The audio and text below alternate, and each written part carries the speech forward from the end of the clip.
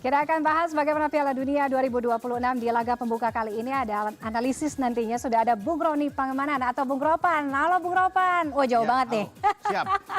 Apa kabar Bung Ropan? Mantap.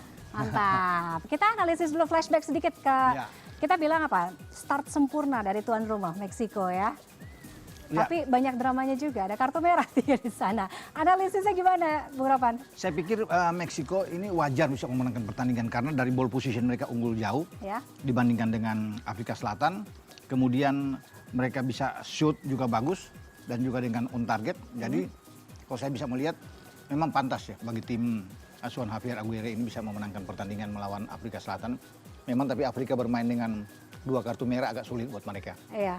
Untuk bisa memenangkan laga. Ya, tapi berarti udah ketakar lah ya, Meksiko unggul ya. Bermain di dataran yang lebih tinggi di Mexico City itu kan 2.240 meter di atas permukaan laut. Iya. Kemudian gagap gempita di Azteca. Ya. Itu hampir 100.000 yang bisa mendukung mereka. Jadi ini tekanan besar bagi Afrika Selatan. Di atas. Peringkat 15 lawan peringkat 60. Jadi sangat jauh.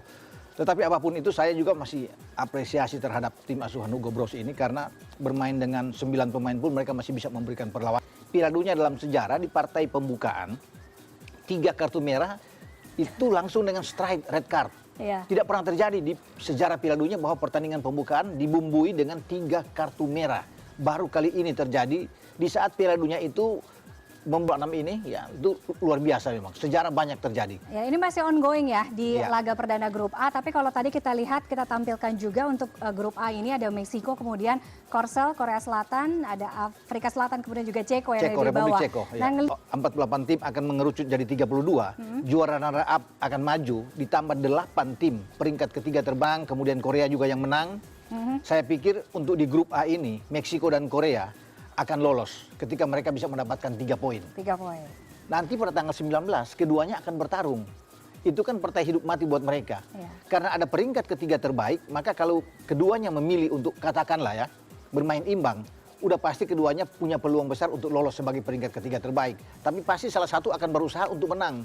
Karena kemenangan pada tanggal 19, baik Meksiko atau Korea Selatan, memastikan 1 tiket mereka untuk maju ke babak berikutnya di fase gugur, artinya di 32 besar. Pasti ini duel yang seru, big match yang dinantikan orang ya ketika Korsel bisa. Yang juga big match yang seru yang juga dinantikan adalah Amerika Serikat versus Paraguay.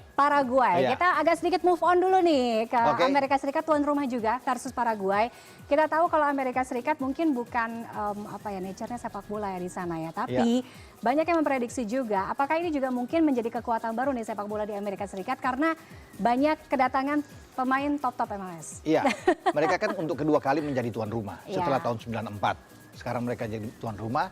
Banyak yang menganggap bahwa di sana hanya basketball di sana, baseball yang sangat kuat ya. Tetapi sepak bola Amerika juga maju kok saya pikir ya.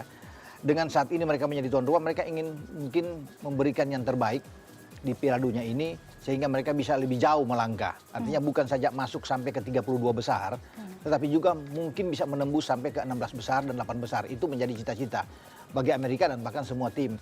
Karena mereka punya pemain, saya pikir dengan Christian Pulisic yang lagi bagus-bagusnya, itu tim ini berpotensi besar untuk bisa menjadi pemenang di grup mereka, di grup D. Jadi ya, walaupun saya pikir ini agak keras karena kan juga ada Turki juga di situ. Ada Australia juga. Jadi ini persaingan tuh saya pikir imbang, tergantung Amerika Serikat melawan Paraguay. Mungkin kalau dari statistik Paraguay bisa lebih unggul sedikit dari mereka, ini kesempatan bagi Amerika untuk bisa menang. Nah, kekuatan masing-masing Amerika Serikat dengan Paraguay nanti di match berikut ini gimana nih, Bu? Iya, karena Amerika bermain di tuan rumah di Los Angeles, saya pikir mereka bisa mengatasi lah. Walaupun kalau kita lihat kan menang Paraguay bisa 3 kali menang, Amerika cuma 2 kali. Tapi ini kan hanya statistik di atas kertas. Ya. Karena yang menentukan itu adalah pertarungan di lapangan hijau. Ya. Maka saya pikir sebagai tuan rumah, tentunya mereka sangat diuntungkan untuk bisa bermain di sini dan bisa memenangkan pertandingan. Pasti mereka akan gaspol nih. Pasti akan bermain di sini di kandang. Apalagi pride tuan rumah. Tuan rumah kan tidak mau kalah. Ini soal harga diri buat mereka kan. Dan dukungan penonton mereka itu luar biasa. Pertandingan-pertandingan uji coba saja di Amerika di semua stadion tuh full. Apalagi kalau tuan rumah yang bermain. Nah ini kan menjadi modal buat mereka untuk bisa meraih prestasi yang bagus atau paling tidak pertandingan pertama dapat 3 poin. Karena biasanya di sebuah turnamen seperti di Piala Dunia ini, pertandingan pertama itu sangat menentukan.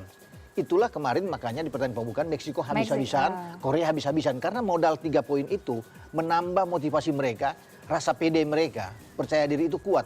Amerika juga akan begitu. Untuk membuat mereka percaya diri, mereka harus bisa menang. Tapi kan ingat, Paraguay juga tim yang berbahaya dari Amerika Selatan dan bukan tidak mungkin. Dengan statistik mereka lebih banyak sedikit menang dari Amerika, mereka akan berusaha untuk paling tidak kalah melawan Amerika. Tapi modalnya US, modalnya Amerika Serikat, Bung Ropan, kalau kita lihat di grup D ya, di grup D, berdasarkan ranking FIFA kalau nggak salah ada di 17 ya, peringkat 17. Nah ini juga bisa modal nggak dari keunggulan dari 3 negara lain yang di grup D untuk bisa lolos di fase grup ini? Iya, dengan keunggulan mereka peringkat FIFA ada di atas dan bahkan mereka di atas jaminan. Jaminan saya pikir. Karena ini kan pengaruh sekali di penampilan mereka. Dan tapi tetap tidak boleh menganggap enteng, ya. Tidak boleh menganggap remeh. Karena setiap kejutan itu bisa terjadi. Dalam sepak bola kan segala sesuatu di lapangan bisa terjadi. Makanya Amerika Serikat ini kalau mau suka menang tentunya bermain dengan enjoy lah, menikmati permainan mereka. Kalau mereka juga bermain dengan tegang, ini akan sulit buat mereka untuk bisa memenangkan. Tapi saya yakin, walaupun pertandingan terakhir mereka tuh kalah lawan Jerman dalam pertandingan persahabatan uji coba dengan 2-1. Tapi kan itu juga bukan menjadi sebuah jaminan bagi mereka. Karena Amerika sedang punya ambisi untuk bisa terbang tinggi di Piala Dunia ini. Kapan lagi mereka bisa menjadi pemenang gitu. Gak cuma Amerika sama Meksiko yang punya ambisi, kan ada satu negara tuan rumah, ada Kanada. Kita bergeser ke Kanada di grup B ya kalau nggak salah ya. Di grup B ini ada Kanada, ini yang akan match Bosnia.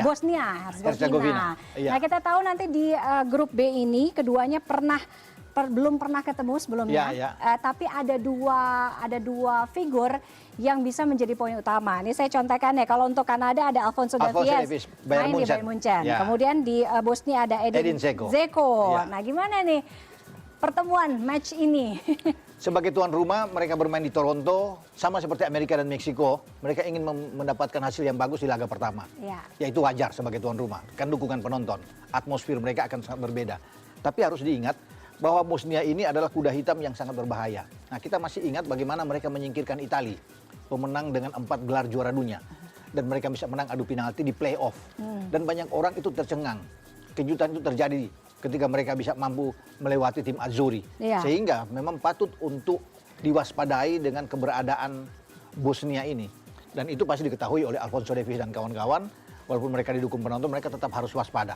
Hati-hati menghadapi Bosnia kuda hitam. Karena Bosnia akan bermain nothing tulus ya. Ya mereka pikir ya mungkin datang sebagai underdog, ini lebih menguntungkan buat mereka dibandingkan dengan bagaimana Swiss. Unggulan, kan? Jadi Swiss kan akan masuk agak sedikit mungkin terbeban ya. Beban apa? Harus menang. Itu kan tuntutan masyarakat, tuntutan dari publik mereka. Bahwa mereka harus bisa memenangkan pertandingan. Sehingga ini yang membuat mereka mungkin ya sedikit terbeban. Apalagi kalau mereka kebobolan lebih dulu. Edin Dzeko katakan yang berada di garis depan bisa membuat gol lebih dulu. Karena ini kan pemain paling berbahaya. Unggul dalam bola-bola udara, kematangan dia, pengalaman dia di lapangan. Yang membuat, saya pikir bagi Bosnia mereka punya rasa percaya diri. Gitu. Oke, nah Kanada ini kita tahu tuan rumah sudah mengikuti Piala Dunia 3 kali ya, Kanada, 3 kali ikuti Piala Dunia, tapi belum pernah lolos dari fase grup. Iya, yang menarik kan Kanada 4 tahun lalu di Qatar, 2022 kan dibawa oleh pelatih mereka yang saat ini menangani tim Indonesia kan, John Hartman. Iya, dan walaupun mereka tidak lolos saat itu, tetapi sudah menunjukkan progres yang sangat bagus setelah menunggu mungkin hampir 40 tahun mereka nggak lolos. Nah sekarang adalah wadah yang tepat ketika untuk pertama kali mereka ditunjuk sebagai tuan rumah penyelenggara di World Cup, dan ini mereka harus manfaatkan peluang yang ada. Walaupun memang saya pikir tidak mudah juga ya, karena ada Swiss juga di situ yang berbahaya, ada Qatar juga satu grup dengan mereka. Tapi saya tetap yakin dengan bagaimana Kanada saat ini, mereka tentunya akan mengikuti apa yang sudah dilakukan oleh Meksiko kemarin malam, akan memacu mungkin semangat mereka untuk bisa memenangkan laga pertama. Tantangan bagi para negara yang terlibat di Piala Dunia tahun ini juga adanya penyelenggaraan di tempat 3 negara yang berbeda. Ya kan, Amerika Serikat, kemudian Meksiko, dan juga ada Kanada. Secara jarak ya kan? Iya, betul. Gimana Bung Ropan? Iya, tapi mereka sudah harus bersiap memang dengan itu. Mereka sudah tahu kan sudah cukup lama. Ini yang diprediksi banyak orang akan memakan tenaga. Iya, betul. Kalau ada yang bermain mungkin di Meksiko, nanti tiba-tiba kemudian akan ke Amerika. Tapi itu kan mereka sudah harus siap. Karena mereka tahu sejak lama bahwa ini penyelenggaraan 3 negara yang dengan jarak yang begitu jauh. Jadi harus ada konsentrasi penuh, fisik, latihan harus lebih kuat. Tapi saya yakin pengaruhnya memang nggak ada sama sekali. Karena mereka benar-benar kan siap untuk melakoni Piala Dunia ini. Jadi tidak ada alasan bahwa itu jaraknya begitu jauh. ketika mereka sudah ditempatkan di Kanada, ya mereka harus siap bermain di Kanada. Karena mereka tahu kalau kami lolos, kami akan ke Amerika. Iya. Karena pertandingan-pertandingan sudah di 16 besar itu sudah langsung ke Amerika itu kalau nggak salah. 16 besar atau di perempat final semua sudah konsentrasi ke Amerika, pindah semua begitu. Oke, Bung Ropa Ya. sendiri jagoan? Jerman dong. Jerman, konsisten. Konsisten dengan Jerman dong. Gitu. Apakah Jerman tahun ini bisa Sebenarnya Jerman punya itu masuk peluang? 8 besar aja saya sudah senang, 8 besar. Karena kan timnya kurang begitu oke, tapi ya itulah kalau dia sebagai underdog saya pikir mereka bisa seperti 2014. Namun kalau yang realistis, Prancis, Spanyol, Argentina tetap ada tim yang paling kuat dan layak untuk bisa menjadi juara. Realistis.